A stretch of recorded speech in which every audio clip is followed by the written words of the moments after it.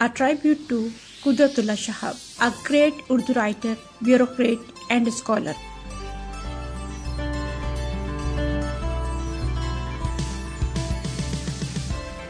اس سے پہلے کہ آپ آج کی ویڈیو دیکھیں، آپ سے درخواست ہے کہ اگر آپ نے برجو ٹی وی چینل ابھی تک سبسکرائب نہیں کیا تو آئیکن کو پریس کیجئے، سبسکرائب کیجئے۔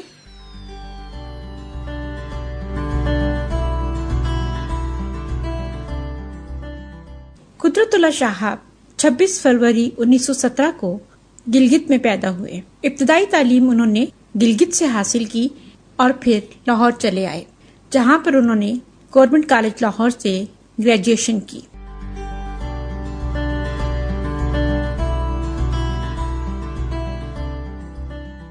انیس سو 40 میں قدرتاللہ شہاب نے انڈین سول سروس جوائن کی۔ پاکستان بننے کے بعد قدرتاللہ شہاب نے پاکستان سول سروس جوائن کر لی۔ دوران ملازمت قدرتاللہ شہاب نے بہت اہم عہدوں پر کام کیا۔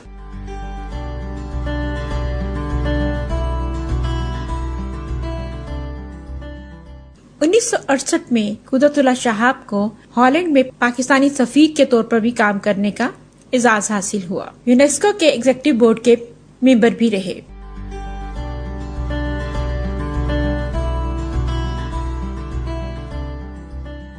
قدرتاللہ شہاب نے 4 کتابیں لکھی۔ قدرتاللہ شہاب کی تصانیف میں یا خدا، نفسانے، ماں جی اور ان کی خود نوشتہ سوانح حیات شہاب نامہ قابل ذکر ہیں۔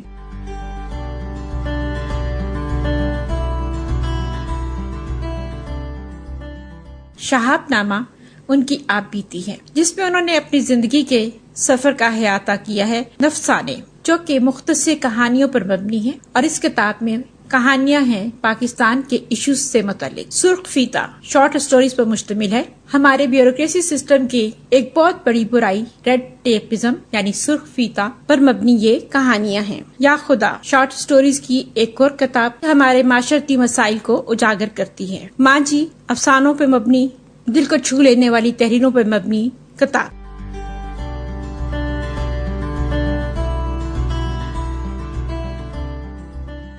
صوفی ازم کی طرف قدرتاللہ شہاب کا ویژن بہت کلیئر تھا۔ ممتاز مفتی، اشفاق احمد، واصف علی واصف جو کہ صوفی تھاٹ کے بہت قریب تھے، ان کے دوستوں میں شمار ہوتے ہیں۔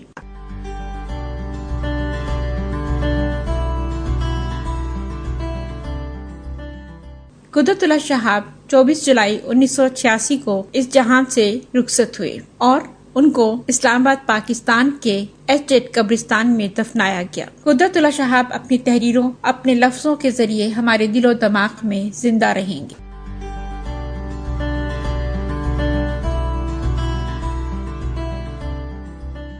سن 2013 میں پاکستان پوسٹ آفس نے قدرتاللہ شہاب کو خراج تحسین پیش کرنے کے لیے ایک اعزازی ٹکٹ بھی جاری کیا، جس کا ٹائٹل تھا مین آف لیٹرز۔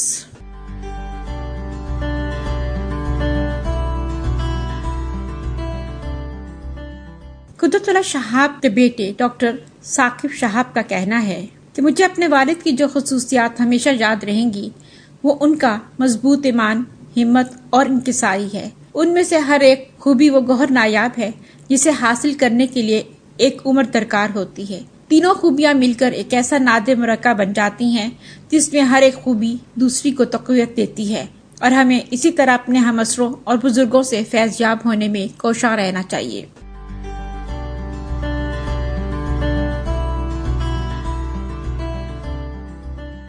آج کی ویڈیو آپ کو کیسی لگی؟ لائک کا بٹن پریس کیجیے، اپنے دوستوں سے یہ ویڈیو شیئر کیجیے، چینل کو سبسکرائب کیجیے۔ ملیں گے جلد ہی ایک نئی ویڈیو کے ساتھ۔